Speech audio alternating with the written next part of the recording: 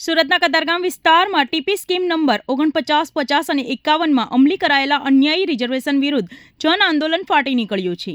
આ ટીપી સ્કીમને કારણે કતારગામની 60થી વધુ સોસાયટીઓના અંદાજે 1 લાખ જેટલા લોકો પ્રભાવિત થઈ રહ્યા છે।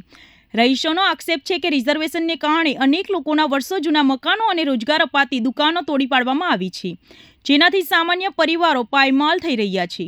આ અન્યાય સામે અવાજ ઉઠાવવા માટે મોટી સંખ્યામાં મહિલાઓ અને યુવાનો બેનરો સાથે રસ્તા પર ઉતરી આવ્યા હતા।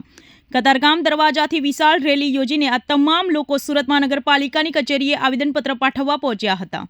સ્થાનિકોનું કહેવું છે કે લાંબા સમયથી ઉચ્ચ સ્તરે રજૂઆતો કરવા છતાં હજુ સુધી તેમને કોઈ ન્યાય મળ્યો નથી। પીડિત પરિવારોની એક જ માંગ છે કે આ અન્યાયી ટીપી સ્કીમ અને રિઝર્વેશન તાત્કાલિક અસરથી નાબૂદ કરવામાં આવે, અન્યથા આગામી સમયમાં આ લડત વધુ ઉગ્ર બનાવવાની ચીમકી ઉચ્ચારવામાં આવી છે।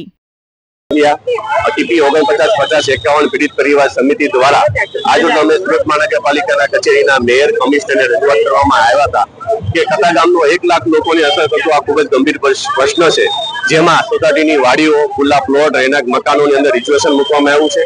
આ રિઝર્વેશન રદ કરવા માટે અમે સામૂહિક રજૂઆત કરવા માટે આવ્યા છીએ। જે અગાઉ 2022 પહેલા જ્યારે ડ્રાફ્ટ પ્લાન કે ડેવલપમેન્ટ પ્લાન બનાવવામાં આવ્યો ત્યારે આ સ્થળ ઉપર કોઈ પણ પ્રકારના રિઝર્વેશન હતા નહીં, તો આ રિઝર્વેશન રાતોરાત 2022માં મૂકવામાં આવ્યા છે। તો આ રિઝર્વેશન રદ કરાવવા માટે અમે સામૂહિક આજે રજૂઆત કરવા માટે આવ્યા છીએ।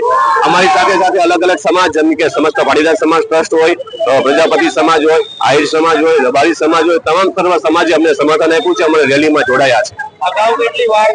અમે અગાઉ રાષ્ટ્રપતિ વડાપ્રધાન મોદી સાહેબને તેમજ મુખ્યમંત્રીને, પ્રદેશ પ્રમુખને, શહેરના પ્રમુખને, કોર્પોરેટરોને, ધારાસભ્યોને, સાંસદોને, કેન્દ્રીય મંત્રીઓને તમામ જગ્યાઓએ અમે રજૂઆત કરી છે। લગભગ ઓછામાં ઓછી વાર 500થી વધારે વાર અમે લેખિત તેમજ મૌખિક રજૂઆત કરી છે। છેલ્લા 3 વર્ષથી લડત લડી રહ્યા છીએ, ત્યારે અમને ન્યાય અને હક મળતો નથી।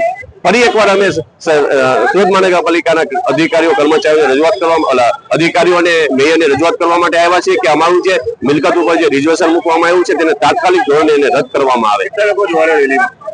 રેલીમાં અમને આશા છે કે 8 થી 10 હજાર વ્યક્તિઓ જોડાશે, કેમ કે શહેરમાં અમે શેરીએ લોકોને જાગૃત કરવા માટેનું અભિયાન ચલાવ્યું હતું। 10 દિવસની અંદર બધી શેરીઓની અંદર અમે ફર્યા હતા અને લગભગ મોટી સંખ્યામાં લોકો જોડાશે।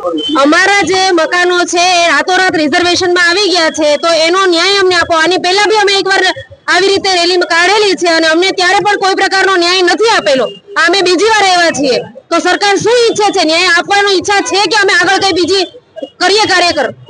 કેટલા પરિવાર ત્યાં રહે?